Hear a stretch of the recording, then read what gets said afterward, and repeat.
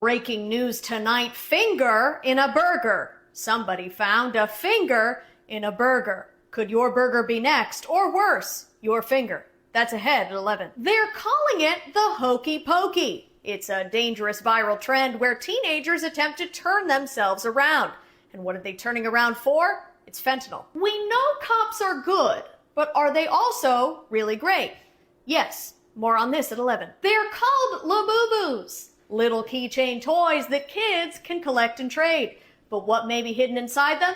I'll let our fentanyl correspondent take it from here. Do police officers deserve double birthdays? Proponents of a new city council measure say yes, while opponents say yes, but they can't all be on the same day. Tragic story unfolding tonight. A dog shot a cat with a gun. Mike? TBTL. Everybody calls it garbage. Most people call it a problem. We call it our challenge. Rated by independent research, the most popular West Coast program in the history of radio. I think people should listen to TBTL because it will make them funnier, even if it's in their own head. I'm not just about knock-knock jokes. I know a lot of animal riddles. There comes a time in every young man's life when I'm not really sure what young men are doing nowadays. Let me know. I saw a woman psychiatrist, and she said I was OCD, one cool dude, and she understands the way I think right now, and everything's copacetic, everybody's happy, and I'm happy too. All right, I gotta run. See you on the flippy flops. Well, all right, hello, good morning, and welcome everyone to a Monday edition of TBTL, the show that just might be too beautiful to live. Shame on everybody involved. My name's Luke Burbank, I'm your host. It's just two men celebrating each other's strength. Coming to you from the Madrona Hill studio, perched high above the mighty Columbia, where we're looking at a beautiful... Oh, Ma, Pa, it's just beautiful.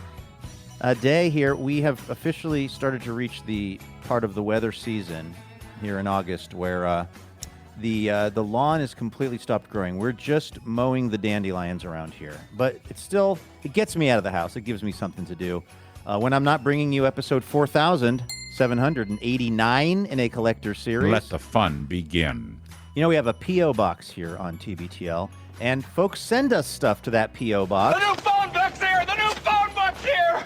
And sometimes we like to have a little segment called What's in the Box, which we'll do today, which will be especially interesting, we think, because it's another episode of what we're calling TBTL. That is to say, one of these episodes where we're also releasing this as a video product. So you, if you're watching this, you'll be able to see what's in the box for once. I feel cute today. Look at my outfit. That's a whole new thing. People have never been really able to see what's in the box, and now we finally can due to the magic of technology and the magic of this guy who set the whole thing up. Longest-running Cobro of the show, maybe best known for his depictions of the tall ships. I feel like his enthusiasm has waned at times, so I make him stand in the mirror and repeat this 10 times each morning before the show. First things first, I love my job. He is Andrew Walsh, and he's joining me right now. Good morning, my friend. Good morning, Luke. Listen, with all due respect to you, and even more due respect to listener Ian, who redubbed this project TBTL, I just need to let you know that it will still be officially called TBTL TV in the books. Okay. Because I handle the books, and the first book already went out, and so we already sort of have a nice rhythm of TBTL TV. It was episode 1 of TBTL TV. Is that the title you gave it on YouTube or something? That's what I labeled it on YouTube, and the emails that went out and everything. And so for just to keep things straight, that's what we're calling it, at least in written form. Do you think TBTL TV is a better name, or is that you don't want to go back and have to change it in all the places? Well, I mean, in a certain way, I can't go back. Are you ambivalent about the different names? Well, both. First of all, I can't go back and change an email that went out a couple of weeks ago and last week's, but... You're not using Big String? Do you remember that? No. Is that a way of pulling back an email? When I worked at KVI, Talk Radio 570, this technology came along, and it was literally called Big String. I think we might have done reads for it or something, but the idea was somehow it allegedly would allow you to pull back emails that you had sent to people, which I don't even really understand how that would have worked, because it would seem like once the email has arrived in someone else's inbox, the ones and zeros now kind of belong to their system. Like, it seems like it would be a kind of a security breach for your email to be able to pull back. I think it was I think it was like a lot of things we advertised on KVI, questionable as to the efficacy. So here, I just typed in big string email, and the first thing that popped up, interestingly enough, I think, is a Seattle Times article about this. So did you just say this? Was it probably a Seattle company, or can I just I don't maybe think I knew that, that? but I mean, I guess it would check out with the fact that I was working at a Seattle radio station. You were at a Seattle radio station, and there's, this is 2007, according to this. So there's a lot of, like kind of Well, that would have been news. well after I was at KVI. Oh, okay. I don't. Well, here. Let me just read to you what came up here, and maybe this is something different. But the headline from the technology section of the Seattle Times is "Email service keeps your finger off the panic button." Now, I think this is an interest. First of all, it's written by an AP sports writer, so I'm not sure why this is in the sports jurisdiction. Howie Rumberg, AP sports writer, says, here's a scenario that really sounds like an AP sports writer. Howie Rumberg? Howie Rumberg sounds like a guy who's both covering the Kentucky Derby for the Associated Press, but also betting on it. Yeah, and when his horse doesn't come in, he punches through the hat. Yes. I have Howie as being sort of short and sort of like built like a fire plug. Absolutely. Yeah. He's on his 10th cigarette and 6th black coffee today. Yes. Ideally, it's just black coffee, and he hasn't Irished it up. Yes. But depending on how the races go, he might need to. He's a fan of tall boys. I know that. Okay, so here's a scenario according to Howie Rumberg. And I got to say, in me just trying to preview this a tiny bit while I'm talking to you, I don't know if I like starting with this scenario. I don't know how relatable this is, but let's get into it. Here's a scenario that way too many people are familiar with, it's the colon, the punctuation. He didn't write the word colon. You just went on a fantastic date and decide to send a friend a blow-by-blow email.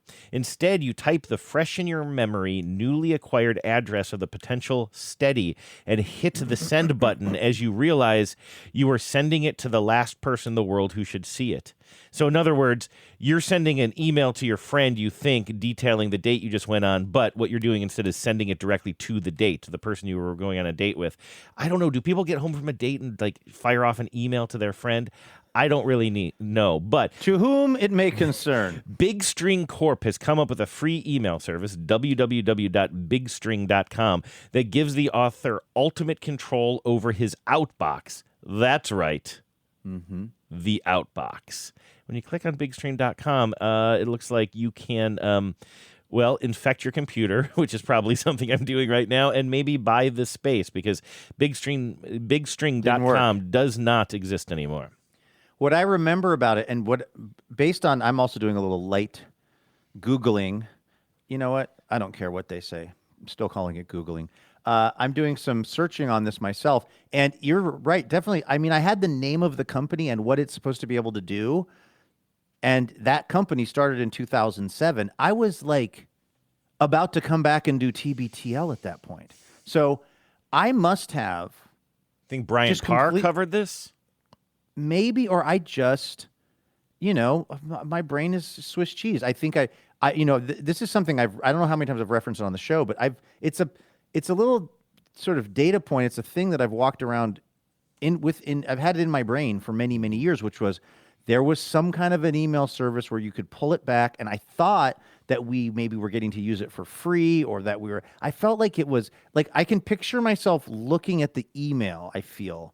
And when I picture myself doing that, I feel like I'm in the bullpen at KVI, but that doesn't really make sense because it's 2007. So it just must have been the case that I read about it, in 2007. And then my very defective brain decided to then place it back in 1999, early 2000 for me, as far as when I thought that I read about this. Yeah, I wasn't sure, too, if you had thought maybe it was one of those things that you had dialed up as a talk topic on one of the shows you worked on. I'm not seeing anything also very possible with your name. But by 2007, I'm on Bryant Park project duty. Yeah, and somehow it led me to just Google Bryant Park Project. I just want to see what they're saying about that online these days. The Wikipedia page for this. You ever do this? You ever go check out the Wikipedia page for the Bryant Park Project, your old show? I don't think I've ever been to the page. I've been to up until a little while ago, I think the blog was still there. Wow. So,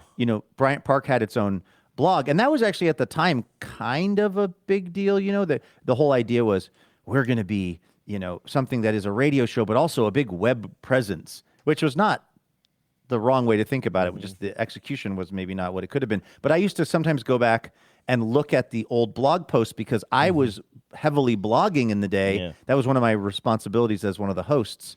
And then I remember like I left the show and then they did the show for a few more months and there was a big send off. I think it might have been like Pesca and Allison Stewart. I forget who I know Allison was there. I forget who the last two people standing were. But all that is to say, I haven't been to the Wikipedia page. What does it say? Well, one thing that is standing out on the Wikipedia page, and I pre-regret asking this because I feel like I should know this. Regret? I'm pre-regretting this. I skipped right down to the radio stations that carried Bryant Park, and by the way, it's fewer than I thought. Oh. I think it was like one. No, you were on in Missouri, Salt Lake City, and then this is my question. You were on about, it looks like, I don't know, somewhere maybe north of 10, but in Seattle, Tacoma, you were on KXOT. What is KXOT? I think it's probably a slightly longer than normal car antenna that a guy has attached to a small cinder block building in his backyard. It's now peace and love to KXOT, by the way. Apparently now it's when you click on the link for KXOT, it takes you to KYFQ, which I just know. The thing is, I just have a real instinct for where to take a conversation into like an interesting place that translates both to video and podcasting, and that's just one of my skills. And so when you click on KXOT, it takes you to KYFQ, which is now apparently owned by Bible Broadcasting Network. I think this is some sort of where I've humanist also worked. Station. Did you work at the Bible Broadcasting Network? I'm sure at some point. I've had a long and varied career. Oh, Chuck Swindell is on there. That's one of your old boys, right? Oh, Chuck Swindell, of course. Yeah. Sure. We had old Chuck Swindell. We had, of course, Dr. Dobson. We had, who are some of the other pastors that had shows? I'm noticing something, which is that the Bryant Park Project blog is still kind of active. Active or just not? Well, I mean, functioning. Like okay, you can click on it. The posts are still there. And like I kind of like how they were handling. This was a smart idea for people that don't know. That was this kind of NPR morning news show that was supposed to be kind of, I don't know, a little more cool and informal and kind of capture maybe a different group of listeners, which wasn't the worst idea, but they still ultimately wanted it to run like every other NPR. I want to apologize. I had a lot of cottage cheese this morning, Andrew. God. I didn't mind the clearing your throat. Telling me that what I heard was cottage cheese was the problem there. I know. I'm a cottage cheese girly now. Becca got me onto it. It's so high protein, it's relatively low cal, and it is delicious. But it is the last thing. Me with proven glottal issues is the last thing I should be eating before I hustle in here to do the show with you. But yeah, that was and I was hired. I was one of the two hosts hired. It was me and a woman named Allison Stewart. And the problem, my experience was, they wanted it to be edgy and cool and different than the other NPR shows, except they also wanted it to run exactly like all the other NPR shows. Yeah, right. They were not as ready for, and really this thing that you're hearing or maybe watching, TBTL is kind of in a way, it's sort of an outgrowth of the Bryant Park Project, because all the kind of weirdo stuff that I thought I was authorized to do there, which I was not authorized to do, then I just came out to Seattle, and me and my friend Jen did that all at Cairo Radio. For much less money. And here we are all these years later. But yeah, I'm looking at the way that they kind of, like the stuff they blogged about, and also when it was announced, I think that the show was going to end. And they said, let's see, I think, who's doing the blog? The Rundown Forever, which is the second to last blog post for the Bryant Park Project, won Win Rosenfeld. Okay, because it looks like these were divided, and there's something very curious here that maybe you're about to tap up against, is each blog entry has a subcategory, and so one of them is tomorrow's BPP, and that's clearly where you would post the upcoming rundown for the next day's show, and that must have been a regular occurrence on this blog, and it was always titled tomorrow's BPP, and the one you're looking at is the rundown forever, meaning that there's not going to be a show, I guess. But the thing that I'm very confused about here is one of the subheadings for many of these posts after you've left the show is Too Beautiful to Live. Were they using the name of your new show in Seattle as one of the segments on their blog? Are you seeing what I'm seeing here? And how can we explain this? This is blowing my mind, to be honest with you. You know, I don't know if I'm not looking at those same posts, but that is pretty crazy. I wonder if that was something that I was starting to say. I mean, I know that, here's what I can tell you. I do not think I got it. I got that name or that idea from somebody at the BPP, unless like maybe Wynn and I had started saying that back and forth. Because I thought for some reason, and I was not there for that, by the way, I was not there for any of this, so I'm not arguing. I couldn't possibly, but my understanding of the lore was that this was almost a Gen thing or a you in Gen thing, but apparently this name, this concept, this brand of Too Beautiful to Live was already knocking around your head and lived on at BPP after you were gone, because so many of these blog posts that you did not write, somebody named Laura Silver wrote a bunch of them, are credited as Too Beautiful to Live. Dan Tashman wrote one. And that's when, this is really odd. That's when, like when the show, it's been announced that the show is going to be canceled. So where it starts, and maybe this is what you're kind of talking about, it goes, tomorrow's BPP, which is going to be the rundown, you know, what we're going to talk about on the show tomorrow. And then it shifts on July 22nd to Too Beautiful to Live. NPR CEO has something to say. Dennis Harsiger explains the death of the BPP.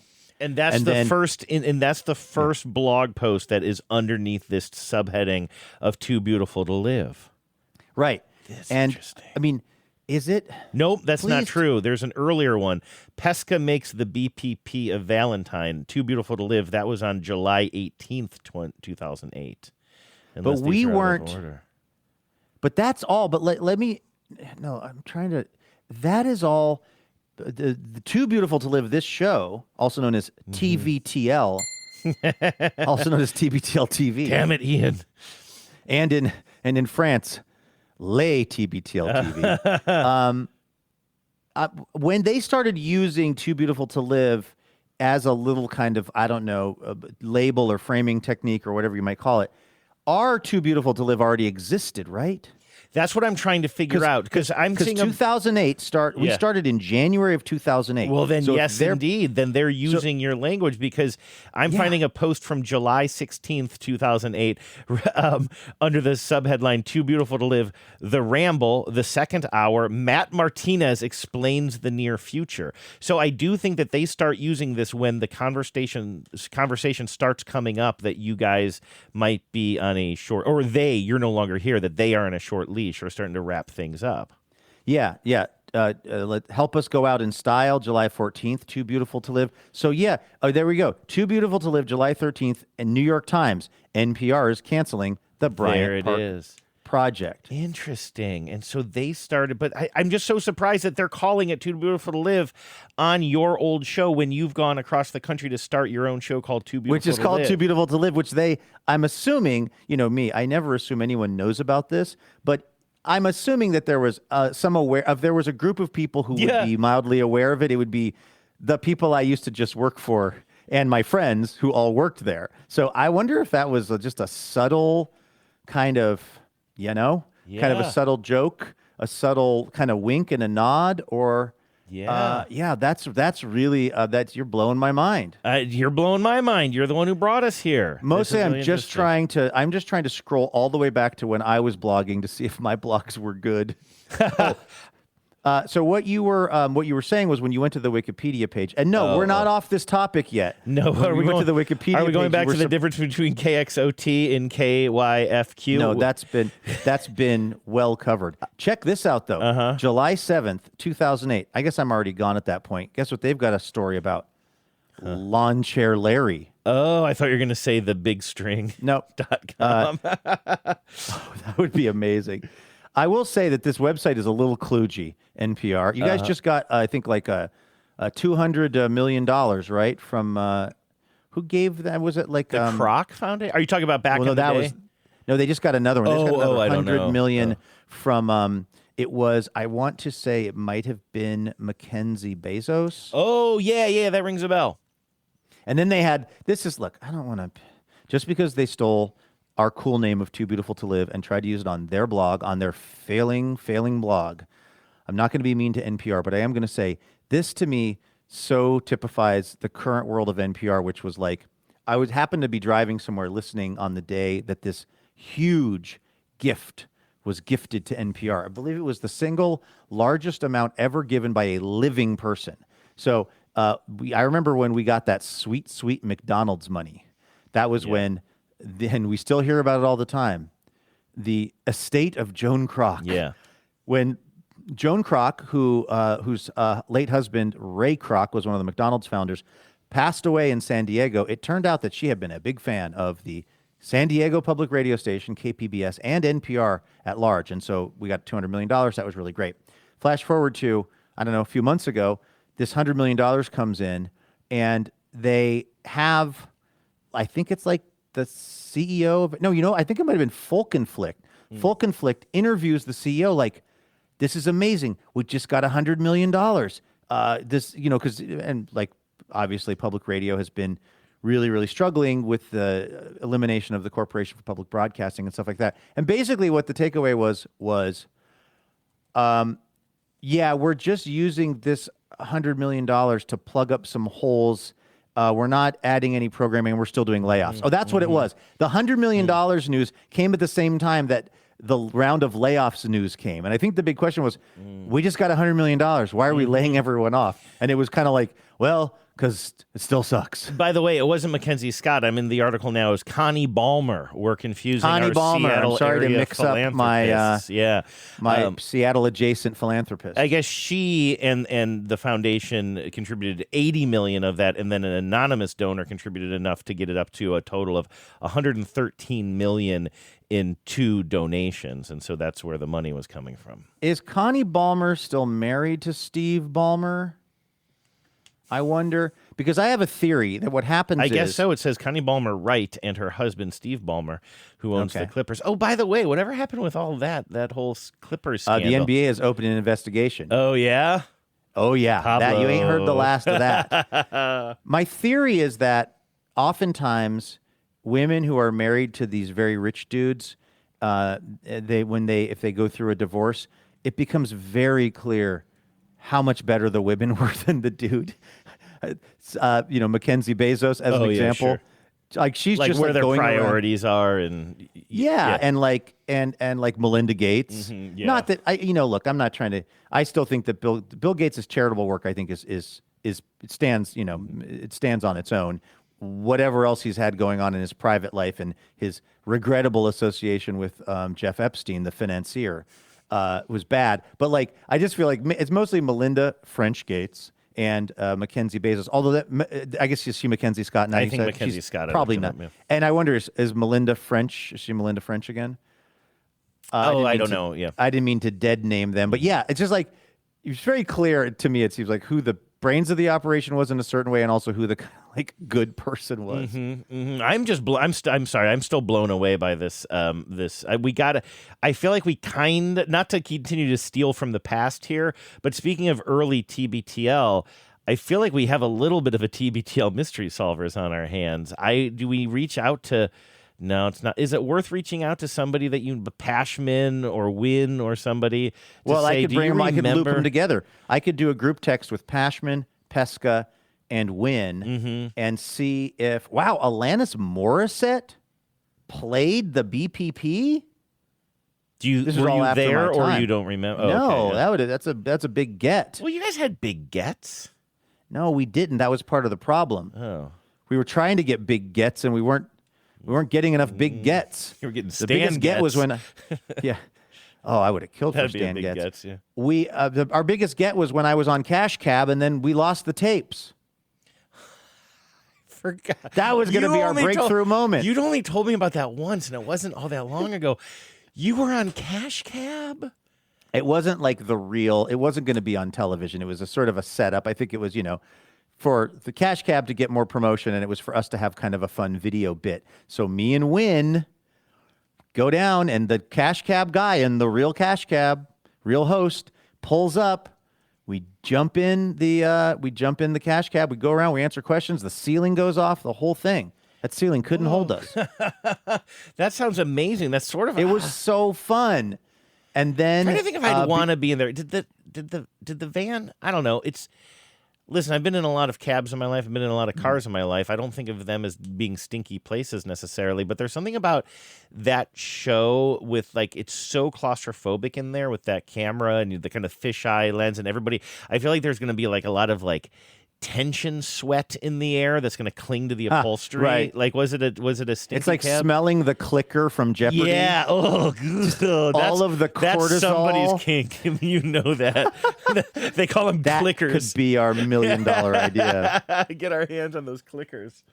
No, as far as I remember it, it didn't have any kind of. It didn't smell worse than any other New York City taxi cab. I'll tell you that. Yeah. But yeah, we filmed it, and it was so fun. And then somebody stole. Now this was we were a scrappy operation.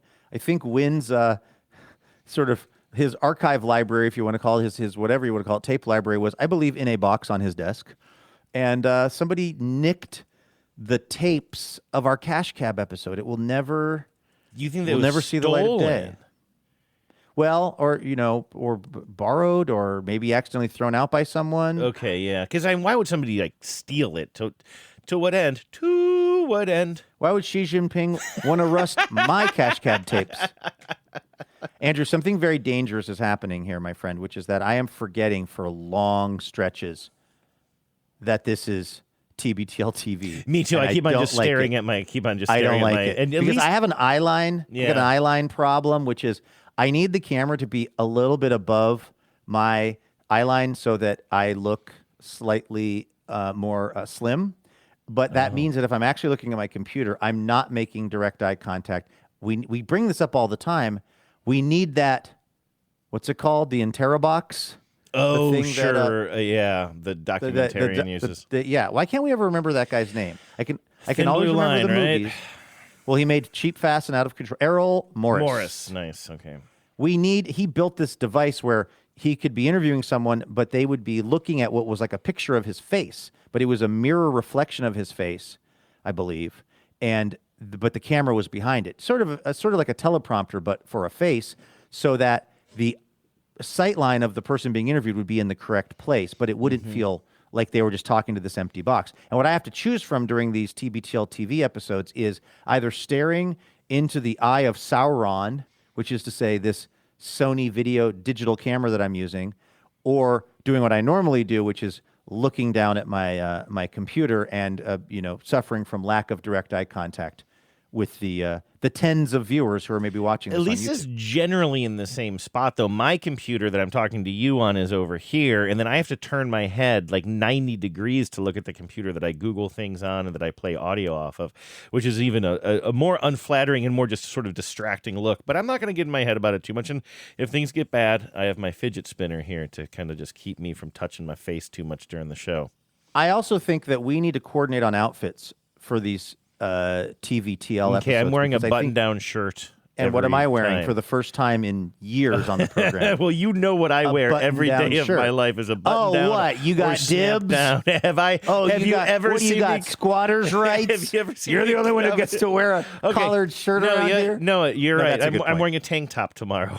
And no, you know what? Tomorrow's not going to be another TBTL TV episode. Okay, well, I need to practice, buddy. You want to talk about clicker kink? I'm gonna wear Andrew in a tank top, baby. A small tank top. A tube you know top. what? It absolutely bothers me. In the words of Herm Edwards, I never get tired of making that joke. It absolutely bothers me to admit when you're right, but you are right that what you are wearing is sometimes you'll wear a long sleeve button-up shirt, but you're almost always in a button-up shirt. Button down or snap. I mean, I don't know if you count those the same, but I have some of my shirts or snaps. But something similar to what I haven't you're worn wearing. anything different than that since I was probably a child, because I started wearing. This probably comes from when I started going to Catholic school and had to wear a button-down shirt and a tie every day. I don't usually wear a shirt like this. I'm usually in a black T-shirt. I think that's kind of my thing. In the wintertime, I'm in a black sweater. Oh, you know Those what are I the two noticed? Do you remember, Luke, the very first episode of TBTL TV? Can you think back that far? Who can forget? It was magic, and we were talking about John. People call it the face-touching incident. People are still. That's calling how it's it referred to in on various second circles. reference in Wikipedia. But I did notice. So you played that clip of John Oliver playing your clip from CBS Sunday Morning of you inside that car wash at Buc-ee's saying, "Hey, I've never seen that before," or whatever you said. But the thing that I was thinking about later as I was editing the video was that you're wearing a T-shirt there too. Is it usual for you to go onto a CBS shoot wearing a T-shirt? And were you doing that at the Frog Jump too? Were you wearing a T-shirt at the Frog Jump? No, I was wearing a J. Crew button-up collared shirt that's very breathable and is, as I was mentioning when we were broadcasting from Valley City, I have a bunch of green ones and a bunch of navy blue ones. And when it's warm out, I wear the navy blue one because you can't tell if I'm sweating. Oh yeah, and I can't remember if I said this on the air or off the air or even told you about this, but I got a DM on Instagram from somebody who said, "I've noticed that on CBS Sunday Morning, you only wear two kinds of shirts. One is green and one is blue. Where are they from?" Really? Like, so they like wow. the look. They want to emulate and I you. was like, that is really observant. And It I sent really this is. person the link from J. Crew. But as far as T-shirts on that show, when I started out, I was always wearing a collared shirt because I was afraid of getting hollered at, and I didn't know what the sort of response to my tattoos would be. And I had actually fewer tattoos at the time. Well, I didn't have this big old John Prine on my arm. And then one time I think I rolled up my sleeves, and so you could see some of my tattoos, and nobody said anything. And then I just kind of figured, who cares? Like, if they get mad at me, well, if they don't like it, they'll tell me. And so it depends. Like, for instance, I have a story that's going to air at some point this summer about true crime. I was kind of updating my trip to CrimeCon and when I went to the Lizzie Borden estate out in Massachusetts. And I interviewed the parents of one of the victims of the Idaho murders, that very awful case in Idaho where those college students were murdered. And when I talked to those parents, I was wearing a collared shirt and a blazer because I just felt like I owe this conversation. Yeah, you know, you don't want to show up in a T-shirt for that. I of don't want course, them to no. think that I'm taking this conversation in any way lightly or unseriously. But if I'm going through the world's longest car wash, and it's Texas, it's probably it's hot. 1 trillion degrees. I'm wearing a T-shirt. And so far, nobody's really, the two things you can't wear are actually, it's funny you mention it. This shirt that I'm wearing right now for TBTL TV, this would never fly on CBS. I would get hollered at by the camera person so fast. Because those little lines, those stripes would kind of They freak do out something on called camera. moire. So you can't wear something that has little stripes on it that are close together. That's a big no-no. And then something that I learned too is you also don't want to wear a white T-shirt. No. It really kind of enlarges you. When I was By the way, you know it's on your shirt. I just got to bring this together because it's such a coincidence. Thin blue lines. It all comes back to Errol Morris. Sorry, go ahead. This shirt is cheap, fast, and out of control. I had to interrupt you for that grand insight. I always mix that's so funny because when Errol Morris comes up, I always say cheap, fast, and out of control. You always say the thin blue line, and I always get confused because what's the Terrence Malick film? Oh, the Thin Red Line, right? Thin Red Line. It's just a different colored line, but it's thin. The Thin Blue Line is actually a documentary about police, right? I don't. And I've never seen it. I think it might. Probably the reason I go there is it was probably my first Errol Morris documentary that I saw, but I don't remember much about it. I don't know why the Thin Red Line is called the Thin Red Line. What I know about that movie is I watched it, which is. Wait, hold on. Am I confusing Tree of Life and The Thin Red Line because they're both Terrence Malick films? They're both Terrence Malick for and sure. they both, I believe a classic Terrence Malick shot is like a child's hand going through tall grass in a kind of almost dream That sounds state. like Tree of Life, but I could be wrong. But Thin Red Line is the war movie. It's the war movie, so maybe it's a GI's hand going through the. It could be. I mean, tall grass. I started rewatching the Thin Red Line recently. Like I didn't make it all the way through. Interesting, But really, I don't know why, but I was shocked at the casting because I mean, listen, Terrence Malick did Badlands, of course, which had Martin Sheen and Sissy Spacek. It's not like those are no-name actors, but there was something about watching the Thin Red Line. I didn't realize it was going to be like so many famous people are in that movie, including like it almost feels like it's a bunch of cameos that sort of took me out of the movie a little bit because. Maybe the first time I saw it, I didn't recognize the people as much. Yes, Luke, there was a time when I recognized actors even less than I do now, if you can believe it. But it almost took me out of the movie because I think of Terrence Malick movies as something that like they just bring you into his world. They're so kind of, they can be sort of ethereal and, you know, and I don't know if that is the same thing as dreamlike, but dreamlike or whatever. Whereas when I saw John Travolta in like an army man suit, I'm like, what am I watching here? It took me out of it. I just want someday to have the kind of career where I know Terrence Malick and I call him Terry Malick because I hear people that have acted, you know, actors that have worked with him, they're like, oh, one of the things about working with Terry. Really? I didn't know that. Oh, yes, like calling De Niro from our Bobby. Side, yeah, exactly. From our side of the, you know, of the movie screen, he's Terrence Malick. He makes very important films. Yeah. If I could ever just be like Terry Malick. By the way, I'm still scrolling back in the Bryant Park Project blog. I haven't gotten back to anything that I've written. I'm still in April of 2008. Okay, yeah. So, and you left at the end of 2007? I left I probably left in like November or December of 2007 with no prospects in Seattle at the time. I don't know what I was thinking. Also, in looking at these blog posts, this was a pretty fun show. My narrative is, and again, I'm looking at things I had nothing to do with, but it's pretty clever what they're doing. Like they've done the kind of the thing that I always thought was cool, which is all the producers are kind of characters on the show. Like it's like we had a great editor, Trish McKinney, who I think you already mentioned, wrote one of those posts. It's like tomorrow on the show, Trish McKinney smells a segment. And I'm sure that was just something where like she's maybe coming on to make an argument for why something should be, why should we put it in the show? Like it's a kind of a deconstructed public radio show as opposed to only presenting everything when it's fully formed and having two voices and everyone else is really in the background. Yeah, like I'm scrolling through all of these, you know, these posts that were indicating the things they were talking about. And like, it looks like it was actually pretty good. Once I left, I think it got pretty good. Who was the band that you famously interviewed who mumbled Sigur their way? Rós. Sigur Rós. They just mumbled their way. Well, that was, I mean, that was one of the things. Like you were talking, I was impressed that they got Alanis Morissette on because in the early days of the show, we really couldn't. There were no sort of huge names like Alanis Morissette that were interested in coming on the show. And the whole story of that Sigur Rós interview that I've told a billion times is they have the same management company, Nasty Little Man, as the Arcade Fire.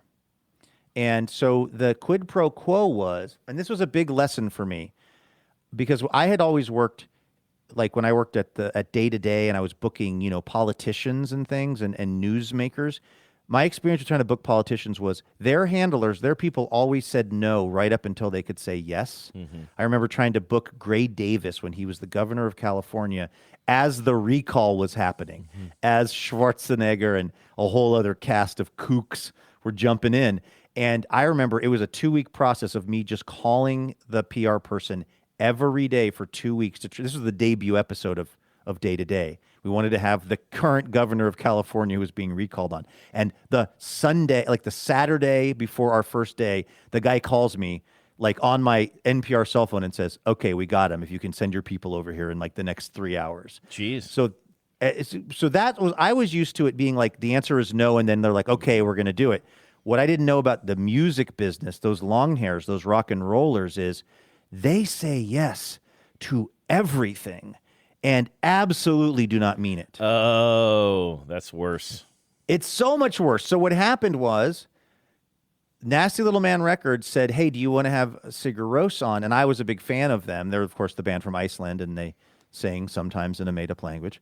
And I loved the band. I was like, absolutely. But but also the quid pro quo was, and we're going to, if you will have Sigur Rós on, who's not well known, we will then provide you with the Arcade Fire, who's very well known. And we had an entire thing set up of, we were going to have the Arcade Fire busking in Bryant Park. Oh, wow. This was a big project of me and Wynn Rosenfeld. So on the Monday morning, so they were playing Madison Square Garden, Arcade Fire was playing Madison Square Garden on the Sunday night. And Monday morning, we're going to have them busking in Bryant Park and see how long it takes people to start figuring out it's Arcade Fire. And we're going to film it. This is a whole thing that we've set up.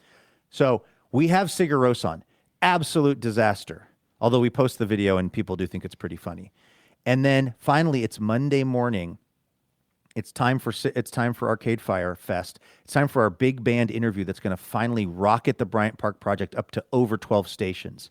And I get in really early to my desk. And we already got in early. We already got in at like 5 in the morning or something. I think I came in at like 4. And I just see an email from one of the people at the label going, oh, they actually decided to go home last night. It was the last night of their tour. They actually decided to take the early flight out. I don't think I knew this story, Luke. And also, I didn't realize it was the day after their event. That is tough. It was, so they were playing New York City on a Sunday. And it was, I didn't realize this, it was the last show of their tour, which kind of makes sense. You might wrap it up in New York City. Who agreed to this in the first place? Like, you know what I But mean? like, they who even told looped us, in. who are the ad wizards? The funny part is, I now have worked fairly extensively with the guy who sent me that email because he is currently Metallica's manager. Oh. And he manages another musical. Depeche Mode. Oh, really? So, Were you? Yeah, did I've you done do a profiles of Depeche Mode and Metallica with the help and coordination of the very person who said, "Oh yeah, they decided to go home last night." Like it was just this minor thing. I was like, that was our entire show. But today. he signed off his email by saying, "See you on the black carpet" with a winking emoji, right? And I had no idea what he was talking about. No idea what he was talking about. It would be years. It would be decades later. By the way, this is awesome. So when you told me that you were still going through the blog, I decided, okay, I'll keep going backwards too. Boy, they have so many blog posts that it takes forever to get to just keep scrolling back and back and back and back and load more stories back. But in doing this, I'm not really looking at the headlines. I'm just kind of scrolling as fast as I can until we get to your era. But guess what I just saw go by very quickly? A headline that says, and by the way, under the subheadline, the Dagobus system, which is, must have been how you guys categorized your space stuff. It says, "Goodnight Moon, Summer Ash explains the eclipse." Well, Summer Andrew Ash is Walsh, still with us. If only we had some sort of, I don't know, audio package to get us into our next segment. Oh. That might even be Summer Ash related. Are we ready to do this now? I was born ready. Like right now? I mean, like right. Oh, like now. This is my box. This is my box. I never travel without my box. Oh, what's in the box? In the first drawer, I keep my magic stones. Oh, what's in the box? Licorice, licorice, blood sweet licorice, blood sweet licorice. Have some. That's right. It's time for What's in the Box. And this one is brought to us by our friend Summer Ash, whom you got to know from working. I guess you didn't work together at the Bryant Park Project, but she was a regular listener and caller-inner and became like a contributor for you guys, right? Yes, I believe. And that might have been towards the end of my time. I mean, I was there so briefly but of the time it was actually being put out onto all 10 stations and the internet. So, but I definitely know Summer from the BPP days. And she stuck around with you through TBTL and still is a listener and an active listener and somebody who writes friend to us of and the stuff program. And also something I just learned, has amazing writing because we got a box in the mail with 3 individual packages inside the box, and each package, Luke, has one of our names on it. I'm going to show you this one here. Can you see that in the camera? Frickin' pissed. That says Andrew. Did you say you're frickin' pissed? I'm sorry. I'm just realizing that Allison Stewart got to go to Sundance. So there's a bunch of blog posts about going to Sundance. Do you want us to send you to Sundance? When is well, Sundance? If I'd known that they were going to Sundance, I might not have quit. So wait, could you show me that again? Because I think it might have been upside down, too. I don't think it's upside down, but it is backwards in the frame, I think. Can you no, see? it flips it for me. Yeah, it is flip it. Okay, so you can see it in That's silver ink. beautiful It says penmanship. Andrew. Well, look at this penmanship. Look at the note she sent. Can you see Wow. that And you have good penmanship, Andrew, so it takes one to know one. This is really nice handwriting. I don't think it showed up on screen too well, but I'll read this to you. So, again, 3 of these packages, one with my name, one with your name, and one with John's name on it. And this came in late June. It says, "Hi, Biz Boys. I've been working with a local astro/science/education nonprofit to rehome their incredible library before they sell their building and move to a smaller space. I couldn't let the opportunity to share the universe with y'all go by. So here are some envelopes of stardust for you. Curated might be a strong word, but I tried to find what each of you might like." So I think envelopes of stardust is a poetic way of saying, I think it's figuratively saying that these are going to be books because they're rehoming books in their library. And so it looks like Summer picked out books that might fit our unique personalities between the 3 of us. Anywho, thanks for being in my orbit for the past 2 decades. Aw, 2 decades. Summer. At Right this back point, at ya. TBTL is my longest relationship by a long shot. Power out, Summer. You Again, and I me just both, honey. Cannot stress again how beautiful this handwriting is. I get very nervous reading these on the show, and usually I skip it, except when your handwriting is like Summer's. It's great. So here's what I'm going to do, Luke. I'm going to open up my package and tell you about the books inside here. Okay. I have not opened I'm this watching. yet, you can see. But then you can tell me whether or not you want me just to... It would probably be easiest for me just to like put a shipping envelope right on yours, or a shipping label right on your envelope and send it to you. But if you're curious as to what's in your envelope, I could open it here for you before I send it your way. No, what I would like is, I'm very curious about what yours is, and then I would like, if you don't mind, you send me the one that's addressed to me, and then I'll open it on maybe a future TBTL TV episode. That would be great. See, I could be opening mine here, and then you could be surprised by it. Yes. Okay. So let's just stick with this plan, but I'll share with you what's in mine. Now, Another envelope. There's another envelope, which I like. Oh, my gosh. More. So this very cute card that says "You're the coolest," which, I mean, who could argue with that? And it's a photo of a dog in front of a fan. And now I have not pre-read this one, so I don't know if I'm supposed to read it on the I believe they sell air. those at Trader Joe's. I have purchased Oh, that card really? before. Really? And it says, "Thanks from your biggest fan." Get it? And by the way, I wish I can't move this camera the way I would like, but it's my dream scenario. The other day I told you that Lucy was kind of across the room. Now she's right here, Luke, right next to me, sleeping while I'm doing the show, and it's bringing me joy. Without visual evidence, I guess I'm going to have to trust you on this. I can't remove my camera. You know that I've never even been in a room with Lucy, so I know. This could be... Well, Genevieve has her rules. This could be a hallucination on your part, this whole thing. So, Andrew, I know it's not... I know it's not something, but I figured you've become someone who gets dog cards now. I thought you would dig the book on photography in space, since I know you've been bit by the corners bug like me. Okay, I'm going to stop reading that because I'm not good at reading things cold on the air, and I was having a little... Even though the handwriting is beautiful, it's a little bit hard for me to read on the fly, but I'm going to go through this. So, whoa, I am into this. This is an old science fiction mystery, like pulp magazine. Ellery Queen. You know Ellery Queen magazine. Oh, yeah. I'd have never heard of Yeah. this. This is my kind of thing, though. These old pulpy... This is the kind of stuff like a... I feel like characters in a Vonnegut book would read something like this, Yes. I feel like. Look at Joyce Carol Oates. Yes, wrote that's one what I'm of saying, the, too. Yep, Richard Dooling, Gigi Pandian. That's really cool. This Now- and it's summer. This is perfect for the summertime, Luke. This is from July, August 2021, so it's not even really that vintage. It's sort of a vintagey, publication. I'm curious what Summer is going to associate with me. And we should also have John open his, maybe, if there was 3 of them. Yeah, I can. Like I'm the next time we gonna have send John yours on out, the show. Yeah. Because, that she really, really nailed. That's another Ellery Queen magazine for you. Yep. Holding that one That, up I there. mean, that looks, honestly... Tea and Treachery from May, June 2020. That's the perfect gift for somebody who likes... I love this. Johnny Dollar, the man with the endless... What is it? Endless the expense report? action-packed expense account. No, you mean what you're describing is cool people, Luke. Yeah, it's the perfect gift for cool people. Absolutely. No, it's very up your alley. I'm excited about that for you. I got a NASA sticker, which is awesome.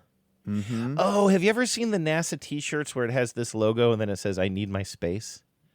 No, but that's I've seen those pretty T-shirts. funny. Isn't that great? I'm I think not it's a an whimsical official... T-shirt guy, but actually, That one's really good. You know, the one that I'm going to buy for Becca is it's going to be kind of hard to describe, but it's the Richard Scarry, Richard Scarry, the kind of child author, and those like little characters, very that cute. he would draw. Iconic. You remember the Apple car? Yeah, of course, with the worm driving it. Yeah. Yes, a worm driving an Apple car, and on the T-shirt it just says, "You drive a fast car. I got a plan to get us out of here." That's pretty good. That's very good. Pretty cute. By the way, we have officially reached. Oh, there's still. I'm sorry. You're still going through the This thing. This is the book about photography. It says, "Exploring Space with a Camera." And this is the National Aeronautics and Space Administration book. This is an official book from NASA. Let me see here. It's got any kind of dating on it. What were you going to say while I look for a date here? That's such a good coffee table book. Oh, it's very cool. This is from, it looks like 1968. I just was I was watching an interview with some sort of an astronomer, a person who knows space, like our friend Summer does, and they were saying that all of those incredible pictures of like different galaxies that have these like ridiculous colors in them and stuff, that's actually like all kind of faked. Like it's all added after the fact. Like the moon landing. Well, kind of like the moon landing, except these are a little more real than the moon landing because they're based on. By the way, Andrew, I guess if you're watching this on TBTL TV, you're seeing all this, but Andrew's flipping through this book and just showing all these really freaking cool photographs. What I was going to say is your book is, at least it's reliable because these new pictures of these galaxies have been judged. What they've done is they've said, we know a lot about the light spectrum and about all these different kind of like complicated factors. So we have an idea of what we think the color of those frequencies are. So they're kind of going back in and colorizing the photos. Uh-oh. Andrew looks like a very excited boy. Do you know what else is in here? And this almost went unmentioned because it was slipped in the book. This is a gift certificate to Tubbs. A gift certificate to Tubbs. It's a record called The Sounds of Jupiter. What? That's one of my favorite songs by Train. Look at That's this. incredible. This is incredible. This is from, I'm guessing, the 60s or 70s. It says it's one of those square vinyl records. It says if the needle skips, put a quarter on each corner of the record and weight the needle. Weight the Needle was a great Pearl Jam song too. It's The Sounds of Jupiter. A Jovian, I don't know if I'm saying that right, a Jovian symphony of violent shrieks, tinkling choruses, and eerie hisses is performed in an outer space that is far from silent. Wow. So this is just like, not just, but this is audio from Jupiter that they have captured in some way. That's my understanding of it. And we know you're a man with a record player. I am. What does Jovian mean? They keep using the word Jovian, Jovin, and it's capitalized as if it's like, it's named after a person. Jovian means relating to the planet or the Roman god of Jupiter. Jovian. I feel like a fool. This is I didn't know really either. cool, though. Wow. Summer Ash. What a world. And the living is easy. What a world. And what a coincidence that you happened to come up right before we opened this. And that was not I know, that was orchestrated. that was like a perfect transition. That really worked out. I wasn't even thinking that when you made the connection. You're like, oh, yeah, of course, we're doing a Summer Ash box opening. And I didn't even kind of put that together in the moment. Boy, this is really cool. Now I'm super excited. I'm just going to open up yours. I'm going to do it later tonight. I'm going to have a few small beers. As long as you reseal it and then act surprised. Yes, and I'm going to seal it up with candle wax, so you'll never know. I found the final post that I put up at the BPP, December 14th, 2007. Okay. Luke Burbank counts the hours. The trainers are over. This is written by someone else, okay? Laura Conaway. The trainers are over by the bench now, working on Luke Burbank. getting the Bryant Park Project host ready for his last 2 hours on the show. Mr. Burbank sends the above photo essay of one image and the following caption. This is a look on my face at 3:45 a.m. this morning, realizing it's my last day of getting up at 3:45 a.m. That really was, there were a variety of reasons why I didn't really feel like that was a great fit for me, that place. But the getting up, man, I am just, now I could do that. The funny thing is, as my T has lowered, so has my tolerance for getting up really early. I don't mind it anymore, but man, in my 20s, you've sort of been on the record as saying you like to sleep in if you can. Yeah. I even in my 20s, that wasn't so much my move, but like 3:45 in the morning, that was inhuman to me. I don't know how people do that. I don't know how my brother David does it for the news over there on Cairo. But by the way, I'm finding, as I'm looking for something that's actually been penned by you, I haven't found it yet, but I do see that Summer Ash wrote on December 24th, 2007, that would be Christmas Eve.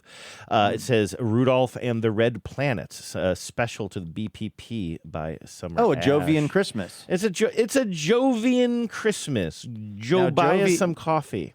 Not to be confused with Jovi, which was the name of my cousin Kellyanne's collie, her dog, in Philadelphia, because she was so obsessed with Bon Jovi that she named the dog Jovi. But because of the brutal Delco accent, Jovi!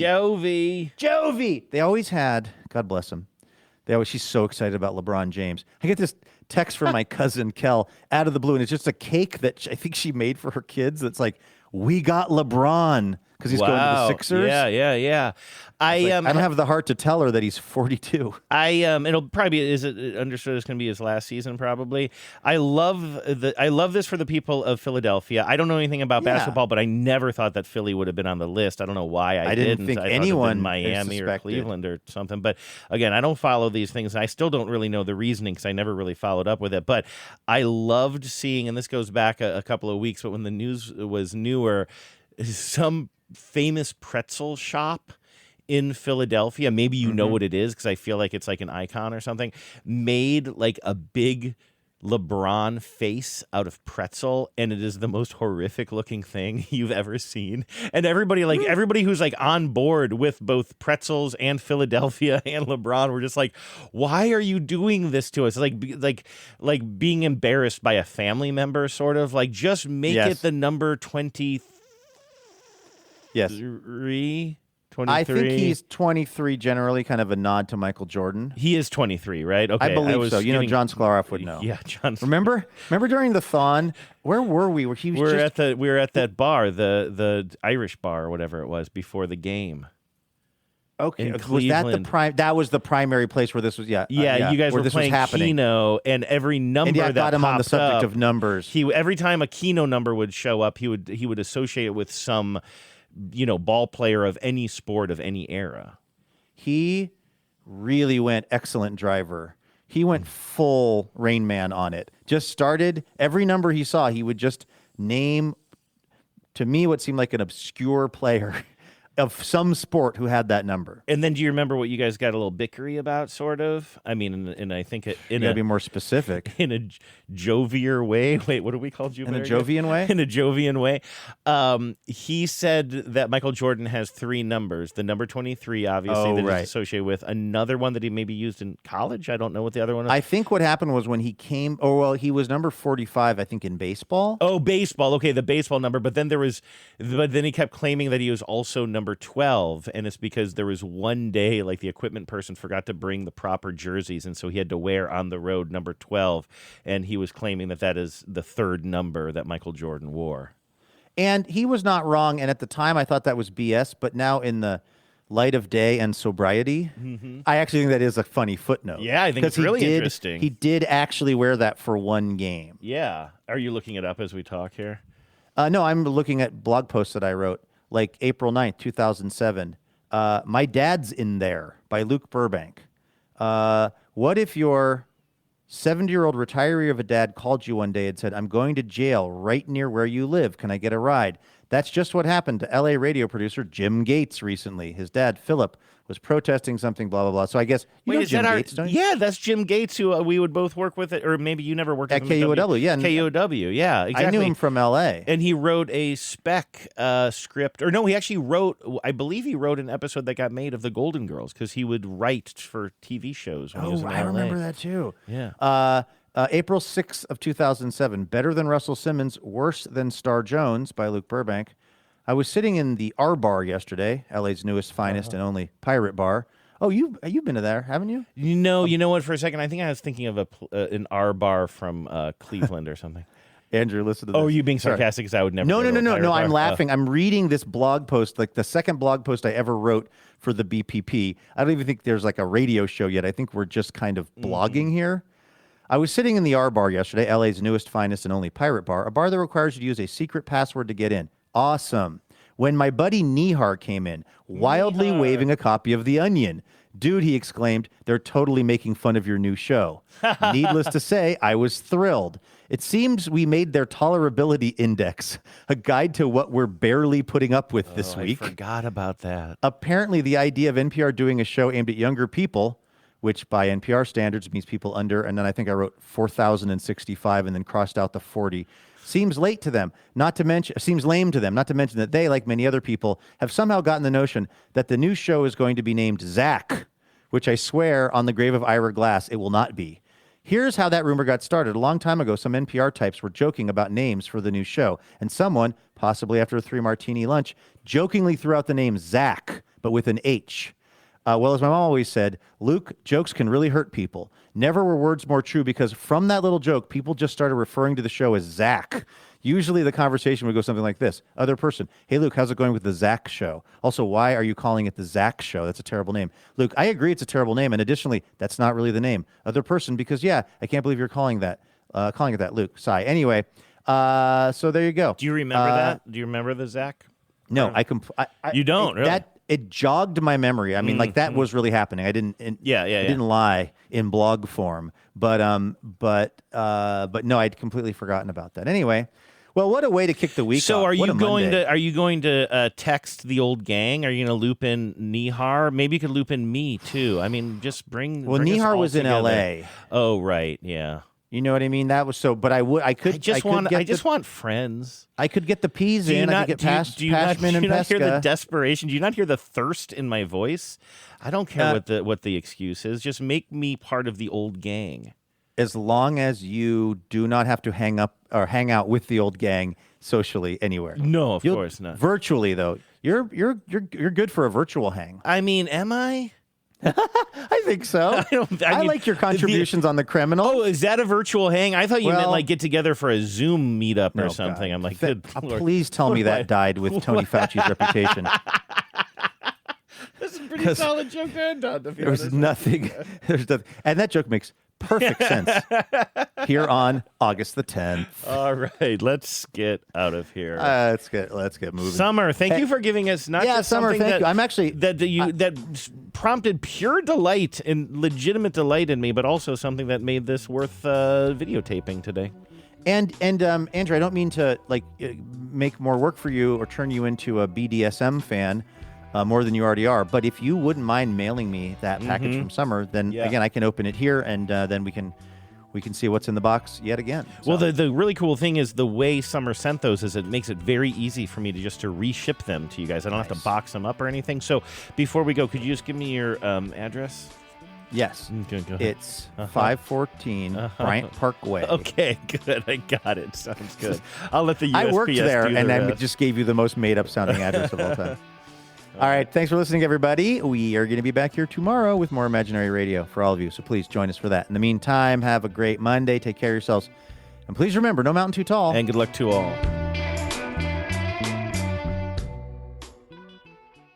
Power out.